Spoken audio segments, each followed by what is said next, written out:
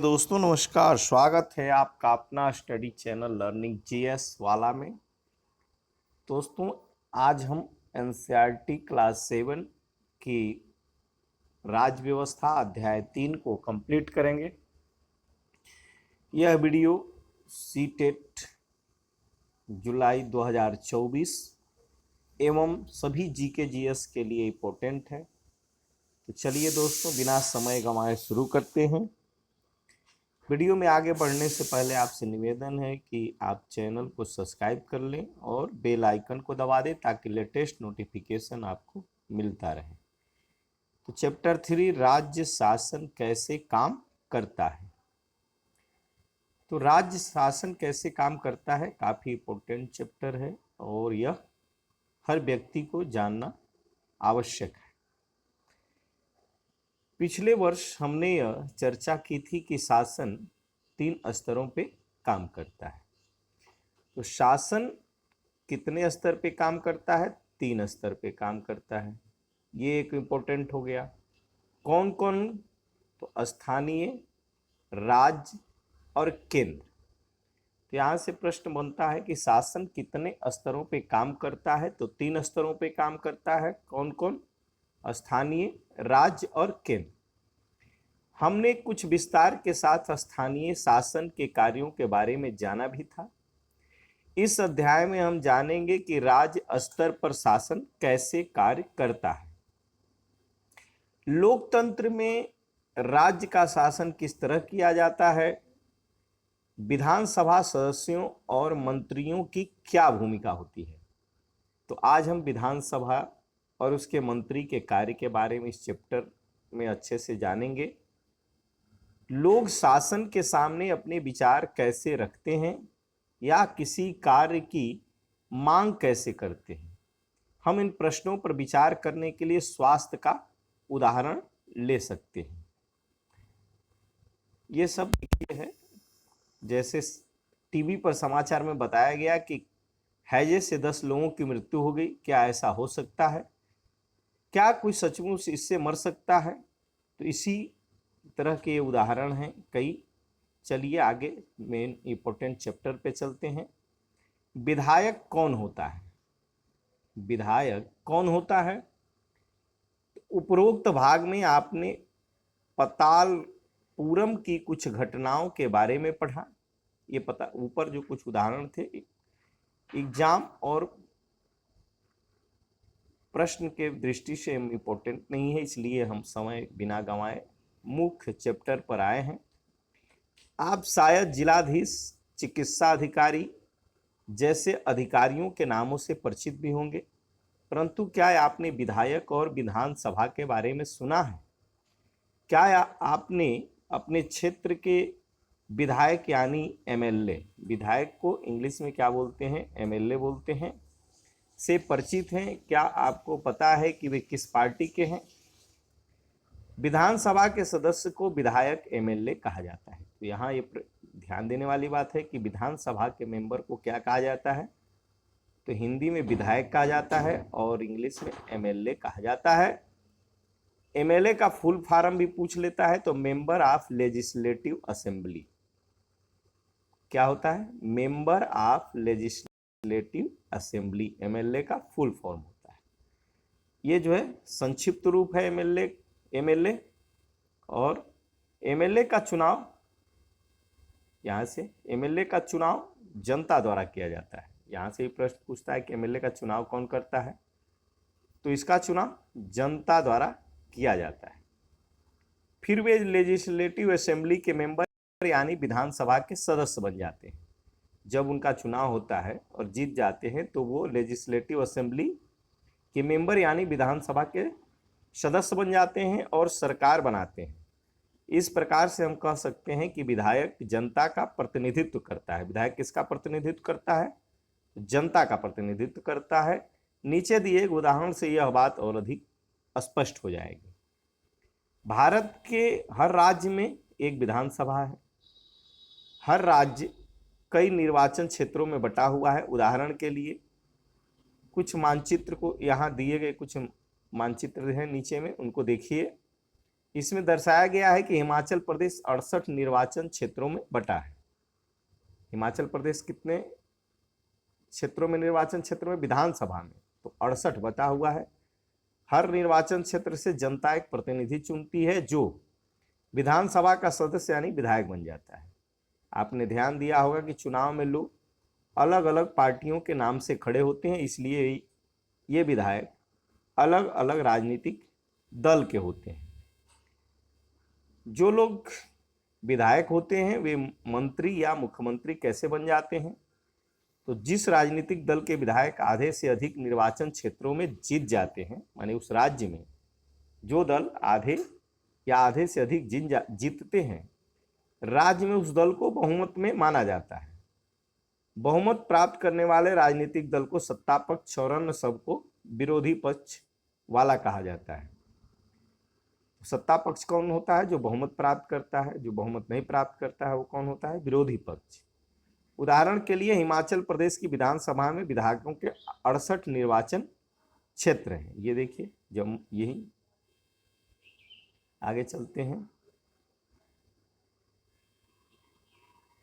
विभिन्न राजनीतिक दलों के उम्मीदवारों ने 2017 का विधान चुनाव जीता और विधायक बन गए। विधानसभा में कुल विधायकों की संख्या 68 है। इसलिए बहुमत प्राप्त करने के लिए किसी भी राजनीतिक दल को 34 से अधिक विधायकों की आवश्यकता होगी। भारतीय जनता पार्टी के 44 विधायक होने के कारण उन्हें बहुमत मिल गया और वे सत्ताधारी दल के सदस्य बन गए। अन्य सब विधायक विरोधी दल के सदस्य बन गए। इस उदाहरण में इंडियन नेशनल कांग्रेस मुख्य विरोधी दल बनी, क्योंकि भारतीय जनता पार्टी के पास सर्वाधिक विधायक उसी के थे। विरोधी पक्ष में कुछ अन्य पार्टियां भी थीं और कुछ निर्दलीय उम्मीदवार भी थे जो चुनाव जीतकर आए थे। चुनाव के बाद सत्ताधारी दल के विधायक अपने नेता का चुनाव करते हैं जो मुख्यमंत्री बनता है। इस उदाहरण में भारतीय जनता पार्टी के विधायकों ने श्री जयराम ठाकुर को अपना नेता चुना और वे मुख्यमंत्री बन गए। इसके बाद मुख्यमंत्री मंत्रियों का चयन करता है। चुनाव के बाद राज्य का राज्यपाल मुख्यमंत्री और मंत्रियों की नियुक्ति करता है। तो मुख्यमंत्री की नियुक्ति कौन करता है? राज्यपाल करते हैं। और उनके अन्य मंत्रियों की भी नियुक्ति कौन करता है? तो राज्यपाल करते हैं। मुख्यमंत्री तथा अन्य मंत्रियों का यह दायित्व है कि वे शासन के विभिन्न विभागों या मंत्रालयों को चलाएं। उनके अलग अलग कार्यालय होते हैं। विधानसभा ऐसा स्थान होता है जहां सभी विधायक, चाहे वे सत्ताधारी दल के हों अथवा विरोधी दल के, विभिन्न विषयों पर चर्चा करने के लिए एकत्रित होते हैं।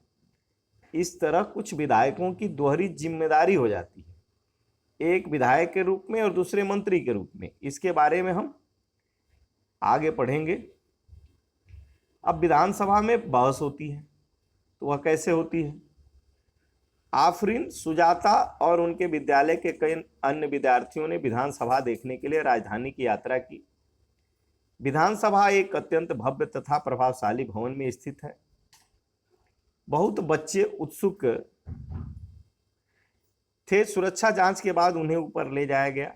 ऊपर एक दर्शक दीर्घा थी जहां से वे नीचे के विशाल हाल को देख सकते हैं। हाल में डेस्कों की अनेक कतारें लगी थी। यह विधानसभा उन दिनों के किसी तत्कालीन समस्या पर बहस करने वाली थी। विधानसभा की बहसों में विधायक अपनी राय व्यक्त कर सकते हैं, संबंधित विषय पर प्रश्न पूछ सकते हैं या सुझाव दे सकते हैं। सरकार को इस संबंध में क्या करनी चाहिए, सदस्य इस विषय पर जो प्रतिक्रिया व्यक्त करना चाहे कर सकते हैं। इसके बाद मंत्री प्रश्नों के उत्तर देते हैं और सदन को आश्वस्त करते हैं कि जरूरी कदम उठाए जा रहे हैं। मुख्यमंत्री तथा अन्य मंत्रियों को निर्णय लेने होते हैं और सरकार चलानी होती है। हम प्रायः उन निर्णयों के बारे में सुनते हैं या समाचार चैनलों अथवा समाचार पत्रों में उन्हें देखते व पढ़ते हैं। हालांकि जो भी निर्णय लिए जाते हैं उन्हें विधानसभा के सदस्यों द्वारा अनुमोदित किया जाना होता है। लोकतंत्र में विधानसभा सदस्य मंत्रियों मुख्यमंत्रियों से प्रश्न पूछ सकते हैं, किसी महत्वपूर्ण विषय पर बहस कर सकते हैं, निर्णय ले सकते हैं कि धन कहाँ खर्च किया जाए आदि। इस तरह मुख्य अधिकारी उन्हीं का होता है। विधायक 1 अखंड गांव के मेरे निर्वाचन क्षेत्र में पिछले 3 हफ्तों में हैजे के कारण 15 लोगों की मृत्यु हो चुकी है। मेरे विचार में सरकार के लिए यह बड़ी शर्मनाक स्थिति है। वह सरकार जो अपने को प्रौद्योगिकी में सर्वश्रेष्ठ घोषित कर रही है, हैजे जैसे साधारण बीमारी को रोकने में असफल रही है। मैं स्वास्थ्य मंत्री को ध्यान इस ओर आकर्षित करना चाहूंगा कि वे स्थिति को नियंत्रण में लेने के लिए तत्काल जरूरी कदम उठाएं। ये विधायक जो है विधानसभा भवन में खड़े होकर के इस तरह के प्रश्न करते हैं। फिर दूसरे विधायक उठते हैं, उनका नंबर आता है विधायक 2 का। मेरा प्रश्न यह है कि सरकारी अस्पतालों की दशा इतनी खराब क्यों है? सरकार जिला अस्पतालों में डॉक्टर व चिकित्सा कर्मचारियों की ठीक से नियुक्ति क्यों नहीं कर रही है? मैं यह भी जानना चाहूंगा कि सरकार इस स्थिति का सामना किस प्रकार करने जा रही है, जिसमें लोग बड़ी संख्या में प्रभावित हैं और यह संख्या बढ़ती ही जा रही है। अब यह महामारी का रूप ले चुकी है। अब विधायक 3 का प्रश्न है, मेरे निर्वाचन क्षेत्र तोलपट्टी में जो भी पानी की कमी की गंभीर समस्या है, औरतों को पानी लाने के लिए 3-4 किलोमीटर तक चलना पड़ता है। मैं जानना चाहूंगा कि पानी पहुंचाने के लिए कितने टैंकरों का काम पर लगाया गया है, कितने कुओं और तालाबों की सफाई करवाकर उन्हें संक्रमण मुक्त किया गया है। फिर विधायक 4 का प्रश्न, विधायक जो चौथे विधायक सदन में उठते हैं विधानसभा में, और उनका प्रश्न होता है, मुझे लगता है कि मेरे साथी समस्या को बढ़ा चढ़ाकर बता रहे हैं। सरकार ने स्थिति को नियंत्रण में लाने के लिए कदम उठाए हैं, पानी के टैंकरों को काम में लगा दिया गया है। ये सत्ता पक्ष के विधायक हैं और ये बोल रहे हैं ORS के पैकेट बांटे जा रहे हैं, सरकार लोगों की मदद के लिए भरसक प्रयास कर रही है। फिर 5वां विधायक उठते हैं, हमारे अस्पतालों में सुविधाओं की हालत बहुत खस्ता है। कई ऐसे अस्पताल हैं जिनमें कई डॉक्टर नहीं हैं और चिकित्सा कर्मचारी पिछले कई सालों से नियुक्त ही नहीं किए गए हैं। दूसरे अस्पताल में डॉक्टर लंबी छुट्टी पर चले गए हैं। यह शर्मनाक स्थिति है। मेरे ख्याल से हालात बद से बदतर होते जा रहे हैं। हम यह कैसे सुनिश्चित करने वाले हैं कि प्रभावित क्षेत्रों के सब परिवारों तक ORS के पैकेट पहुंचाए जाएं? फिर विधायक 6 खड़े होते हैं, इनका प्रश्न है, विरोधी पक्ष के सदस्य बिना वजह ही सरकार पर दोषारोपण कर रहे हैं। पिछली सरकार ने सफाई पर कोई ध्यान नहीं दिया था। अब हमने कई वर्षों से चारों तरफ फैले कूड़ों को साफ करने का अभियान शुरू किया है। इस तरह से ये पक्ष विपक्ष का प्रश्न और उत्तर बहस के रूप में चलता है। उक्त भाग में आपने विधानसभा में चल रही एक बहस के बारे में पढ़ा। सदस्य सरकार द्वारा की गई या ना की गई कार्रवाई पर बहस कर रहे थे। ऐसा इसलिए है क्योंकि विधायक सामूहिक रूप से सरकार के काम के लिए उत्तरदायी होते हैं। तो विधायक जो है सामूहिक रूप से किसके प्रति उत्तरदायी होते हैं? तो सरकार के काम के लिए उत्तरदायी होते हैं। सामान्य भाषा में सरकार शब्द से तात्पर्य शासन के विभिन्न विभागों और मंत्रियों से होता है जो उनके प्रभारी हैं। इन सबका सामूहिक प्रमुख मुख्यमंत्री होता है। सही मायने में तो यही सरकार का कार्यकारी हिस्सा यानी कार्यपालिका कहलाता है।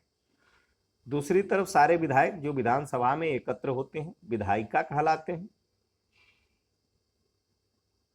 विधायिका के रूप में वे सरकार के कार्यकारी हिस्से का काम करने का अधिकार देते हैं और फिर उनके काम की जांच भी करते हैं। जैसा कि आपने पाठ के प्रारंभ में देखा था, इनमें से कार्यपालिका का प्रमुख या मुख्यमंत्री बनाया जाता है। शासन की कार्यप्रणाली कैसे चलाई जाती है? केवल विधानसभा में सरकार के काम के बारे में टीका टिप्पणी और सरकार में कार्रवाई करने की मांग नहीं की जाती है। आप नियमित रूप से अखबारों, टीवी चैनलों और अन्य संगठनों को सरकार के बारे में बातें करते देखते होंगे। लोकतंत्र में अनेक माध्यमों द्वारा लोग अपने विचार व्यक्त करते हैं और कार्रवाई करते हैं। इसी तरह का एक तरीका यहाँ भी देखिए। विधानसभा में चर्चा होने के थोड़े ही समय बाद स्वास्थ्य मंत्री की प्रेस वार्ता की गई। इसमें विभिन्न समाचार पत्रों के प्रतिनिधि काफी संख्या में आए। इसमें मंत्री और कुछ शासकीय अधिकारी भी उपस्थित थे। मंत्री ने सरकार द्वारा उठाए गए कदमों के बारे में बताया। इस प्रेस वार्ता में अखबारों के संवाददाताओं ने अनेक प्रश्न पूछे। इन चर्चाओं की रिपोर्ट विभिन्न समाचार पत्रों में प्रकाशित हुई। अगले पृष्ठ पर ऐसे ही एक रिपोर्ट दी गई है।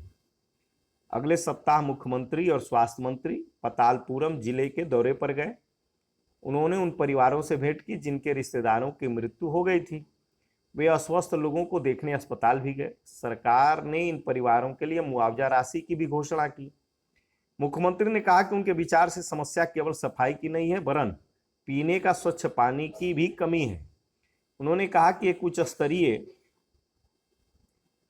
उच्च स्तरीय जो है जांच समिति गठित की जाएगी जो सफाई सुविधाओं के लिए जिलों की जरूरतों के बारे में विचार करेगी और लोक निर्माण मंत्री को दिशा निर्देश देगी ताकि वे क्षेत्र में पानी की उचित व्यवस्था पर ध्यान दे सकें।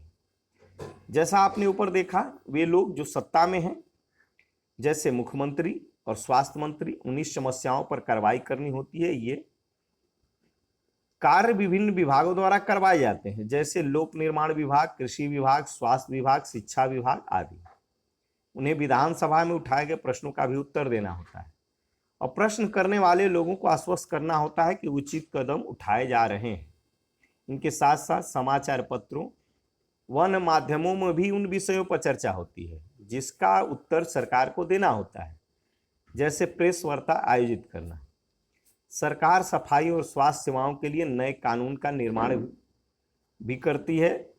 उदाहरण के लिए वह कानून बनाकर हर नगर निगम के लिए यह अनिवार्य कर सकती है कि शहरी क्षेत्रों में पर्याप्त शौचालयों की व्यवस्था हो। यह भी सुनिश्चित किया जा सकता है कि हर ग्राम में एक स्वास्थ्यकर्मी की नियुक्ति हो।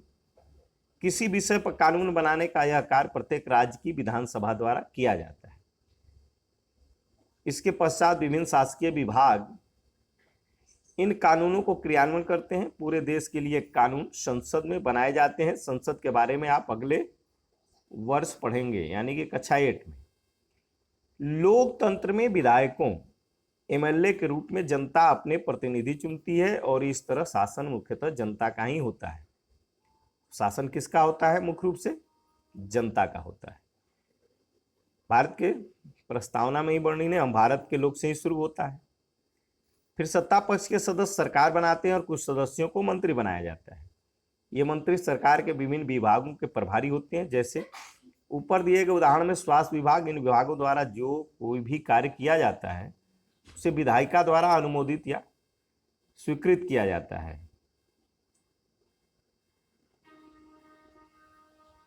अब एक वॉलपेपर की परियोजना। वॉलपेपर एक मजेदार गतिविधि है जिसके माध्यम से रुचि के किसी विषय पर शोध किया जा सकता है। यहाँ जो तस्वीर दी गई है वे कक्षा में वॉलपेपर बनाने के विभिन्न पहलुओं को प्रस्तुत करती है। शिक्षिका चुने गए विषय को पूरी कक्षा का परिचय देती है और संक्षिप्त चर्चा करके कक्षा को कुछ समूहों में बांट देती है। समूह उस मुख्य पर चर्चा करता है और तय करता है कि वॉलपेपर में क्या क्या रखना चाहेगा। इसके बाद बच्चे अपने आप या दो दो की जोड़ी में इकट्ठी की गई सामग्री को पढ़ते हैं और अपने अनुभवों और विचारों को लिखते हैं। इसके लिए वे कविता, कहानी, साक्षात्कार आदि विवरण की रचना कर सकते हैं। जो सामग्री चुनी गई, बनाई गई, लिखी गई उसे समूह के लोग मिलकर देख लेते हैं, एक दूसरे के लिखे हुए को पढ़ते हैं और अपने सुझाव देते हैं। वे मिलकर तय करते हैं कि वॉलपेपर में क्या क्या जाएगा और फिर उसका लेआउट बनाते हैं। इस तरह से गतिविधियां हैं, ये स्कूल में की जाती हैं। तो इस प्रकार से आज का हमारा यह सेशन समाप्त होता है। तो दोस्तों, वीडियो पसंद आया तो लाइक करें, कमेंट करें और अपने दोस्तों में शेयर करें। Thanks for watching my video.